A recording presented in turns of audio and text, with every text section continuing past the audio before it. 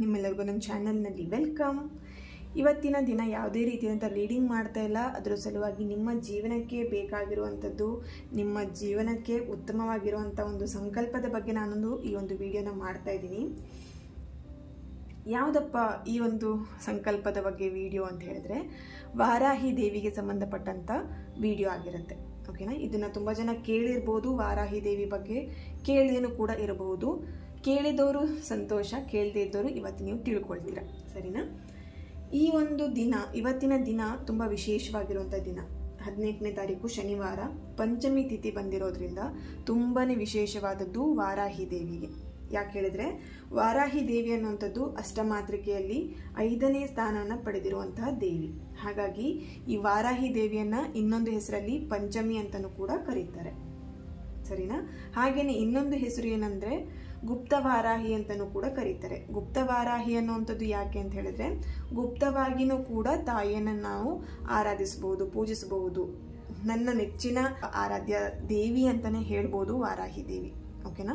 So ನಾನು ಕೂಡ ತುಂಬ ಆರಾಧಿಸುವಂಥ ದೇವಿ ವಾರಾಹಿ ಅಮ್ಮ.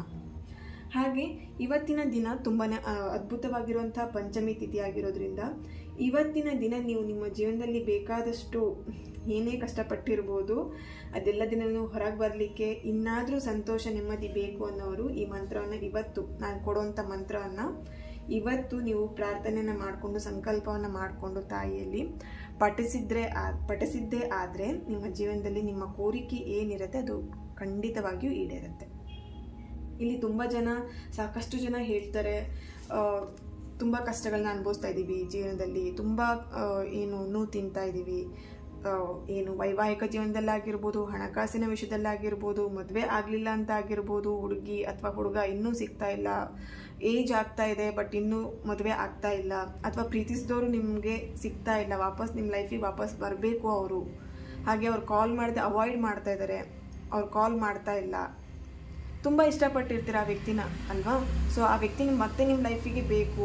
ತುಂಬ ಜನಕ್ಕೆ ಇಷ್ಟ ಇರುತ್ತೆ ಆ ವ್ಯಕ್ತಿನ ವಾಪಸ್ ನಿಮ್ಮ ಲೈಫಿಗೆ ಕರ್ಕೊಂಡ್ಬರ್ಬೇಕು ಅಂತ.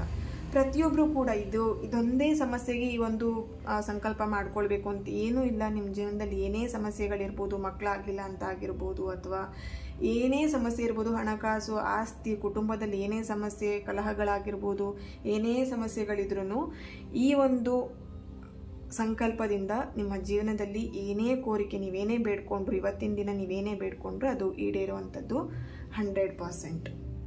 ಸರಿನಾ? ಈ ಒಂದು ಪಠಣೆ ಅಂದರೆ ಈ ಒಂದು ಸಂಕಲ್ಪವನ್ನು ಹೇಗೆ ಮಾಡಬೇಕು ನಾನು ಕರೆಕ್ಟಾಗಿ, ಕ್ಲೀನಾಗಿ, ನಿಧಾನವಾಗಿ ಹೇಳಿರ್ತೀನಿ. ಸರಿಯಾಗಿ ನೀವು ಕೂಡ ಸಮಾಧಾನವಾಗಿ ಕೇಳಿ. ವಿಡಿಯೋನ ಪಾಸ್ ಮಾಡ್ತಾ ಅಥವಾ ಸ್ಕಿಪ್ ಮಾಡ್ತಾ ನೀವು ಕೇಳ್ತಾ ಹೋಗಿ. ಮತ್ತು ಲಾಸ್ಟಿಗೆ ನನಗೆ ಕಮೆಂಟಲ್ಲಿ ಕೇಳಿಬಿಡಿ, ಮೇಡಮ್ ಇದು ಯಾವಾಗ ಮಾಡಬೇಕು, ಇದು ಹೇಗೆ ಮಾಡಬೇಕು, ಎಷ್ಟು ಸಲ ಹೇಳಬೇಕು ಅಂತ ಕೇಳಬೇಡಿ. ಓಕೆನಾ? ಕರೆಕ್ಟಾಗಿ ವಿಡಿಯೋನ ನೋಡಿ. ನಿಮಗೆ ಡೌಟ್ ಬರ್ದಿರೋ ಹಾಗೆ ನಾನು ಎಕ್ಸ್ಪ್ಲೇನ್ ಮಾಡಿರ್ತೀನಿ, ಹೇಳಿರ್ತೀನಿ ಕೂಡ. ಸರಿನಾ? ಇವತ್ತಿನ ದಿನ ಏನು ಮಾಡ್ತೀರಾ, ಈಗ ರಾತ್ರಿ ನೀವು ಮಲ್ಕೊಳ್ಳೋ ಟೈಮಲ್ಲಿ ಈ ಒಂದು ಸಂಕಲ್ಪವನ್ನು ನೀವು ಮಾಡ್ತೀರಾ. ಸರಿನಾ? ಇಲ್ಲಿ ಇದೇ ಥರ ಪೂಜೆ ಮಾಡಬೇಕಾ, ಇದೇ ಥರ ನಾನು ಪ್ರಾರ್ಥನೆ ಮಾಡ್ಕೊಬೇಕಾ, ಇದೇ ಥರ ಸಂಕಲ್ಪ ಮಾಡ್ಕೊಬೇಕಾ, ಏನೂ ಕೂಡ ರೆಸ್ಟ್ರಿಕ್ಷನ್ಸ್ ಇಲ್ಲ. ಸರಿನಾ? ಮಾನಸಿಕವಾಗಿ ನಿಮಗೆ ಯಾವ ಥರ ಪೂಜೆ ಮಾಡಬೇಕು, ಯಾವ ಥರ ಬೇಡ್ಕೊಳ್ಬೇಕು, ಯಾವ ಥರ ಸಂಕಲ್ಪ ಮಾಡಬೇಕು ಅನ್ಸುತ್ತೆ ಆ ರೀತಿಯಲ್ಲಿ ನೀವು ತಾಯಿ ವಾರಾಹಿ ಅಮ್ಮನ ಹತ್ರ ನೀವು ಪ್ರಾರ್ಥನೆ, ಸಂಕಲ್ಪವನ್ನು ನೀವು ಮಾಡ್ಕೊಳ್ಬೋದು. ಸರಿನಾ? ಈ ಒಂದು ಪಂಚಮಿ ತಿಥಿ ಏನಿರುತ್ತೆ ತಿಂಗಳಲ್ಲಿ 2 ಸಲ ಬರುವಂಥದ್ದು. ಸರಿನಾ? ಆ ಒಂದು ಸಮಯದಲ್ಲಿ ತಾಯಿ ವಾರಾಹಿ ಅಮ್ಮನಲ್ಲಿ ಪ್ರಾರ್ಥನೆ ಮಾಡ್ಕೊಳ್ಳಿ, ಕೇಳ್ಕೊಳ್ಳಿ. 3, 5, 9 ಪಂಚಮಿ ದಿನದಂದು ನಾನು ಈ ಒಂದು ಸಂಕಲ್ಪವನ್ನು ಮಾಡ್ತೀನಿ ಅಂತ. ಸರಿನಾ? 3, 5 ಅಥವಾ 9 ಪಂಚಮಿ ಅಂದರೆ ತಿಂಗಳಲ್ಲಿ 2 ಸಲ ಬರುತ್ತೆ ಪಂಚಮಿ. ನಿಮಗೆ ಹೇಗೆ 3 ಪಂಚಮಿನ ನಿಮಗೆ ಸಂಕಲ್ಪ ಮಾಡ್ಲಿಕ್ಕಾಗತ್ತಾ, ಅಥವಾ 5 ಪಂಚಮಿ ಮಾಡ್ಲಿಕ್ಕಾಗತ್ತಾ, ಅಥವಾ 9 ಪಂಚಮಿ ಮಾಡ್ಲಿಕ್ಕಾಗತ್ತಾ, ನಿಮ್ಮ ಒಂದು ಕೆಪಾಸಿಟಿ ಮೇಲೆ ನೀವು ಸಂಕಲ್ಪವನ್ನು ಮಾಡ್ಕೊಳ್ಳಿ. ಸರಿನಾ? 3 ಪಂಚಮಿ ದಿನ ನಾನು ಈ ಒಂದು ಮಂತ್ರನ ಪಠಣೆ ಮಾಡ್ತೀನಿ ಅಂತ ಹೇಳಿ. ಸರಿನಾ? ಅಮ್ಮನಲ್ಲಿ ಪ್ರಾರ್ಥನೆ ಮಾಡ್ಕೊಳ್ಳಿ. ಯಾವ ಥರ ನಿಮ್ಮಲ್ಲಿರುವಂಥ ಕಷ್ಟ, ಸಮಸ್ಯೆ ಏನೇ ಇರ್ಬೋದು ಆ ಸಮಸ್ಯೆಯಿಂದ ನಾನು ಪಾರಾಗಬೇಕು, ಪಾರ್ ಮಾಡಮ್ಮ, ಈ ಸಮಸ್ಯೆಯಿಂದ ನಾನು ಹೊರಗೆ ಬರಬೇಕು, ದಯವಿಟ್ಟು ನನಗೆ ಸಹಾಯ ಮಾಡಿ ಅಂತ ಹೇಳಿ ಪ್ರಾರ್ಥನೆ, ಸಂಕಲ್ಪವನ್ನು ಮಾಡಿಕೊಂಡು ನಾನು ಕೊಟ್ಟಿರುವಂಥ ಒಂದು ಮಂತ್ರ ಏನಿದೆ ಈಗ ಸ್ಕ್ರೀನಲ್ಲಿ ಬರುತ್ತೆ ನೋಡಿ, ಅದನ್ನು ಸ್ಕ್ರೀನ್ಶಾಟ್ ತೆಗೆದಿಟ್ಕೊಳ್ಳಿ ಅಥವಾ ಬರೆದಿಟ್ಕೊಳ್ಳಿ, ಸರಿನಾ? ಆ ಒಂದು ಮಂತ್ರವನ್ನು ನೀವು 9 ಬಾರಿ ಆಗಿರ್ಬೋದು, 11 ಬಾರಿ ಆಗಿರ್ಬೋದು, 21 ಬಾರಿ ಆಗಿರ್ಬೋದು, 54 ಅಥವಾ 108 ಬಾರಿ ಆದರೂ ನೀವು ಪಠಣೆಯನ್ನು ಮಾಡ್ಬೋದು, ಅಂದರೆ ಜಪ ಮಾಡಬಹುದು. ನಿಮಗೆ ಎಷ್ಟು ಸಾಧ್ಯ, ಎಷ್ಟು ಸಲ ಜಪ ಮಾಡಲಿಕ್ಕೆ ಆಗತ್ತೆ ಅಷ್ಟು ಸಲ ಜಪವನ್ನು ಮಾಡಿ. ತಾಯಿಯಲ್ಲಿ ಪ್ರಾರ್ಥನೆ ಮಾಡ್ಕೊಳ್ತೀರಾ, ಸಂಕಲ್ಪ ಮಾಡ್ಕೊಳ್ತೀರಾ ಮೊದಲನೇದಾಗಿ. ಹಾಗೆ ಆ ಮಂತ್ರನ ನೀವು ಪಠಣೆಯನ್ನು ಮಾಡ್ತೀರಾ. ಇದನ್ನ ಇವತ್ತಿನ ದಿನ ಅಂದರೆ ಪಂಚಮಿಯ ತಿಥಿ ದಿನ ಮಾತ್ರ ಮಾಡುವಂಥದ್ದು. ಬಾಕಿ ದಿನ ಮಾಡಬಾರ್ದ ಮೇಡಮ್? ಮಾಡ್ಬೋದು, ಏನೂ ಪ್ರಾಬ್ಲಮ್ ಇಲ್ಲ, ಮಾಡ್ಬೋದು. ಆದರೆ ಪಂಚಮಿ ದಿನ ಅನ್ನುವಂಥದ್ದು ತುಂಬಾ ಪವರ್ಫುಲ್ ಆಗಿರೋದು. ನಾನು ಆಲ್ರೆಡಿ ಹೇಳಿದೆ ಅಲ್ವಾ ಪಂಚಮಿ ಅನ್ನುವಂಥ ದಿನ ಯಾಕೆ ಬಂದಿದೆ ಅಂತ ಹೇಳಿ. ಆ ಪಂಚಮಿ ದಿನ ತಾಯಿಗೆ ತುಂಬ ಪ್ರಿಯವಾದಂಥ ದಿನ. ಹಾಗಾಗಿ ನೀವು ಆ ದಿನದಂದು ನೀವು ಏನೇ ಪ್ರಾರ್ಥನೆ ಮಾಡಿಕೊಂಡ್ರು, ನಿಮ್ಮ ಕಷ್ಟಗಳನ್ನು ಏನೇ ಹೇಳ್ಕೊಂಡಿದ್ರು ಕೂಡ ಅದು 100% ಆದಷ್ಟು ಬೇಗ ಆಗುವಂಥದ್ದು. ಅಂದರೆ ನಿಮ್ಮ ಸಮಸ್ಯೆನ ನೀವು ಹೊರಗೆ ಬರಲಿಕ್ಕೆ, ನಿಮ್ಮ ಈಡೇರಿಕೆ ಏನಿರುತ್ತೆ ಅದು ಆಗಲಿಕ್ಕೆ ತುಂಬ ಪವರ್ಫುಲ್ ಆಗಿರುವಂಥ ದಿನ. ಬಾಕಿ ದಿನನೂ ಕೂಡ ಮಾಡಬಹುದು. ಬಾಕಿ ದಿನದಕ್ಕಿಂತ ಇವತ್ತಿನ ದಿನ ಪಂಚಮಿ ತಿಥಿ ದಿನ ನೀವೇನು ಸಂಕಲ್ಪ ಮಾಡ್ಕೊಳ್ತೀರ ತುಂಬ ಪವರ್ಫುಲ್ ಆಗಿರುವಂಥದ್ದು. ಬಾಕಿ ದಿನನೂ ಕೂಡ ನೀವು ಮಾಡಬಹುದು, ಏನು ತೊಂದರೆ ಇಲ್ಲ, ಸರಿನಾ? ಇದರಿಂದ ಏನಾಗುತ್ತೆ, ನಿಮ್ಮ ಜೀವನದಲ್ಲಿ ಏನೇ ಸಮಸ್ಯೆಗಳನ್ನ ನೀವು ನೋಡ್ತಾ ಇರ್ಬೋದು, ಆ ಸಮಸ್ಯೆಗಳಿಂದ ನೀವು ಖಂಡಿತವಾಗಿಯೂ ಪಾರಾಗ್ತೀರಾ, 100% ಶ್ಯೂರ್, ಸರಿನಾ?